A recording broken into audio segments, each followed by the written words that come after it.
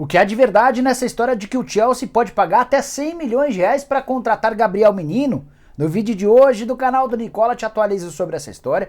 Preciso falar também sobre um atacante que é artilheiro do Grêmio na temporada de 2021 e deixou o São Paulo absolutamente de graça. Vou contar ainda sobre uma bomba relógio no Corinthians, mais uma, entre tantas contratadas pelo Timão nos últimos anos. Para fechar, bora te atualizar sobre Alisson, o volante do Santos que pode ir parar no futebol mexicano, além de Tony Anderson. Onde é que será que vai jogar o jogador do Red Bull Bragantino?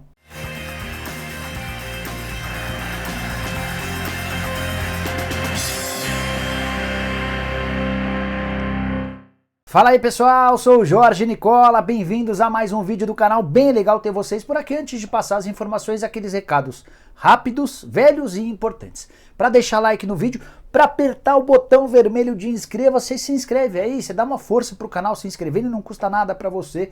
Só lembrando que também a partir das 8 horas da noite tem o programa do Nicola diário, segunda a sexta-feira, sempre às 8 da noite. Nessa quarta-feira vamos discutir a respeito de direitos de transmissão, Globo, SBT, Record, bastidores da TV com o Gabriel Wacker, que é colunista do UOL. Também vamos bater um papo com o ex-técnico do Sub-20 do São Paulo, recentemente demitido. Bom, bora começar o vídeo falando sobre Tony Anderson, jogador que pertence ao Red Bull Bragantino e não ficará para a temporada de 2021. A ideia do Red Bull era vender o jogador. Até agora só apareceram interessados em contratá-lo por empréstimo. Havia contado para vocês outro dia que o Sport do Recife e o Urawa Reds, time do Japão, eram os primeiros interessados. O problema em relação ao Sport é que o time pernambucano queria uma ajuda do Red Bull Bragantino com parte do pagamento dos salários.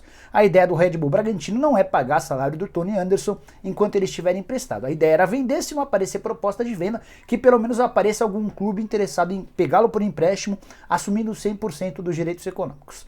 Nessa quarta-feira, o Globo Esporte informou que o Atlético Paranaense também tem desejo em contar com o jogador por empréstimo até dezembro, embora o Mário Celso Petralha não confirme a negociação. Tony Anderson, que talvez seja o primeiro grande erro do Red Bull Bragantino quando o assunto é contratação, jogador comprado do Grêmio por 13 milhões de reais, só conseguiu fazer 16 partidas, um único gol, contrato longo até 2024. Vários acertos, Claudinho, Arthur, entre outros jogadores, já o Tony Anderson até agora não conseguiu vingar. Bora falar agora sobre o Santos, mais especificamente sobre o volante Alisson, que pode ir jogar no futebol mexicano. Uma pessoa próxima do volante me contou que ele foi sugerido a um clube mexicano, esse time se interessou, mas antes de efetuar uma proposta, quer assistir ao Alisson em campo. Então assim que a pandemia der uma normalizada, ou assim que o Santos tiver condição, por exemplo, de entrar para disputar o Campeonato Paulista, é possível até que venha um representante desse time mexicano ao Brasil. O Santos, que volta a campo na próxima semana em jogo da pré-Libertadores, faz confronto decisivo contra o São Lourenço. Como é que funciona a situação? O Alisson tem 28 anos de idade, é um volante, não tem muitos gols na carreira, até por isso não deve valer tanto. A ideia dos responsáveis pelas conversas com o time mexicano é vendê-lo por algo entre 1 e 2 milhões de euros, ou seja, entre algo na casa de 6 a 13 milhões de reais. Um valor não muito considerável, mas levando em consideração todos os problemas de fluxo de caixa do Peixe. E o salário do Alisson, que não está entre os mais baratos, poderia ser um alívio para o Peixe, que busca, por exemplo, 36 milhões de reais de forma emergencial para tentar solucionar as dívidas relacionadas à FIFA. Alisson, que como eu disse tem 28 anos de idade, só jogou no Santos e no Red Bull, esteve emprestado em uma temporada para o time do Red Bull, voltou para o Peixe, conseguiu se firmar e é titular absoluto pelo menos há 2 temporadas. E o Corinthians conseguiu se livrar pelo menos temporariamente de mais uma bomba relógio contratada nos últimos anos. Estou falando do Matheus Jesus, volante comprado do Estoril de Portugal por 7 milhões de reais. Jogador que chegou por empréstimo com obrigação de compra no Corinthians, entrou em campo só 12 vezes, ainda assim o Timão precisou desembolsar 7 milhões de reais para comprá-lo. Não consegue jogar no Timão e tem sido emprestado para alguns clubes. Na temporada passada, por exemplo, ficou no Red Bull Bragantino, até começou bem, chegou a disputar 22 partidas e aí os problemas apareceram. É um cara nem um pouco focado no mundo do futebol e isso atrapalha demais. Se ele tivesse disputado 30 partidas com a camisa do Red Bull Bragantino, precisaria ser comprado pelo time de Bragança. Qual foi a alternativa? O Red Bull parou de colocar o Matheus Jesus em campo, ele foi devolvido ao Corinthians e está sendo emprestado ao Juventude até o fim da temporada. Juventude não vai conseguir pagar 100% dos salários do Matheus Jesus e vai caber ao Corinthians pagar parte dessa grana. Consequência de mais uma, entre tantas péssimas contratações feitas pelo Corinthians nos últimos anos. De qualquer maneira, é -1 na folha de pagamento do Corinthians em relação ao valor integral, né? Em relação a 100% dos salários. Já foram mais de 20 jogadores emprestados desde o início do ano. O Corinthians tenta baixar a altíssima folha salarial de 14 milhões de reais, que fazia dele dono da terceira maior folha do país. Só atrás do Flamengo com 23 milhões de reais e do Palmeiras com cerca de 15 milhões de reais. Nos últimos dias o Matheus Jesus também esteve na mira do Vasco, mas o Marcelo Cabo acabou abrindo mão de contratar o jogador depois de pesquisar um pouquinho sobre o histórico bastante problemático dele, fora das quatro linhas. Quero falar agora sobre mais um jogador que deixou as categorias de base do São Paulo sem render qualquer centavo ao tricolor e que faz sucesso em seu novo clube. Talvez você nem saiba, mas o atacante Ricardinho pertencia ao São Paulo e deixou o tricolor em fevereiro, em março do ano passado, para ser mais preciso, sem render qualquer centavo. O contrato acabou e o São Paulo nem o procurou para oferecer uma renovação. Vou dizer mais. O São Paulo nunca teve um contrato profissional com o Ricardinho. Ele havia chegado com 15 para 16 anos de idade no São Paulo e ficou durante todo o período em que esteve no tricolor com esse contrato de atleta amador. Conversei antes de gravar esse vídeo com um empresário que cuida da carreira do Ricardinho. Ele me disse o seguinte, abre aspas, o Ricardinho foi subaproveitado no São Paulo, nunca o deixaram ser titular e nem contrato profissional ele assinou, fecha aspas. O responsável por essa frase é o Felipe Fernandes, que é representante legal do Ricardinho. Em compensação, se o São Paulo não deu moral para ele, o Grêmio tem tratado o atacante de só 19 anos de idade com todo o carinho do mundo. Ele assinou o primeiro contrato profissional justamente com o Grêmio em outubro do ano passado. Logo de cara, nas categorias de base, marcou 9 gols em 12 jogos, isso pelo time sub-20. Foi promovido ao time principal do Grêmio nesse ano e saiu desembestando a fazer um monte de gol no Campeonato Gaúcho. Já são 4 em 7 partidas, ele, o Diego Souza e o Ferreira são os principais artilheiros do Grêmio, todos com 4 gols. O que o Grêmio fez?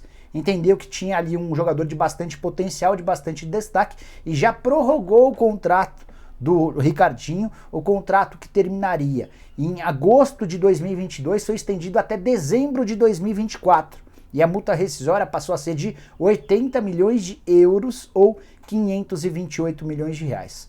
Muito curioso saber que um jogador não prestava para o São Paulo, pouco tempo depois foi para o Grêmio, tem feito gols tanto na base quanto no profissional e já passou a ter um contrato extremamente significativo de 80 milhões de euros de multa rescisória.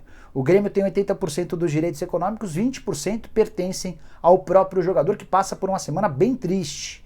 Coisa de 7 dias ele perdeu o seu segundo pai, o cara que o adotou no momento em que ele foi jogar no Flamengo de Guarulhos. E recentemente, nessa semana, o Ricardinho também viu seu pai falecer, tanto o segundo pai quanto o seu pai biológico, os dois morreram de Covid. Até por isso ele não participa da partida do Grêmio nessa quarta-feira. Quero fechar o vídeo falando sobre Gabriel Menino. Que história é essa de que o volante do Palmeiras pode se mudar para o Chelsea por 100 milhões de reais? Jornais na Inglaterra publicaram nas últimas horas que o clube inglês tem a intenção de gastar cerca de 13 milhões de libras, ou mais ou menos esses 100 milhões de reais, para levar 100% dos direitos econômicos do Gabriel Menino, jogador de 20 anos de idade e 63 partidas pelo time principal do Palmeiras. 4 gols marcados, primeiro ano no time de cima, absolutamente espetacular. Títulos do Campeonato Paulista, da Copa do Brasil, da Libertadores, teve ainda o título da Florida Cup, se é que dá para considerar esse título, especialmente numa temporada marcada por tantas conquistas. O Gabriel Menino, jogador também especulado em seleção brasileira, com um enorme potencial. O Palmeiras é dono de 80% dos direitos econômicos. Antes de gravar o vídeo, conversei com uma pessoa do staff do Gabriel Menino para saber o que há de verdade nesse interesse do Chelsea. E essa pessoa me contou que um time da Inglaterra, um time da Espanha e um time da França recentemente sondaram a situação do Menino.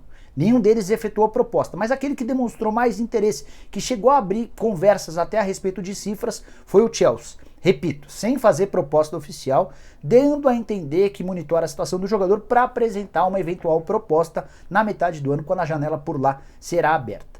Essas 13 milhões de libras, ou quase 100 milhões de reais, não devem ser suficientes para convencer o Palmeiras a abrir mão do jogador.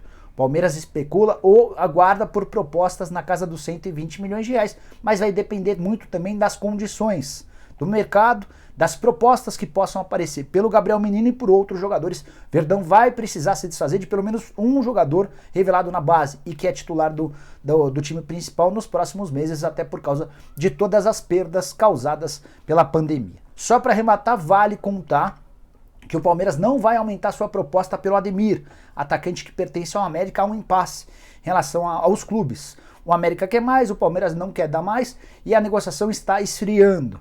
Já em relação ao Castellanos, atacante argentino que pertence ao New York City, te contei há alguns dias que o Palmeiras havia feito uma proposta. O Palmeiras melhorou essa oferta e espera para os próximos dias uma resposta do time americano. A tentativa é de transformar o Castellanos no reserva imediato do Luiz Adriano.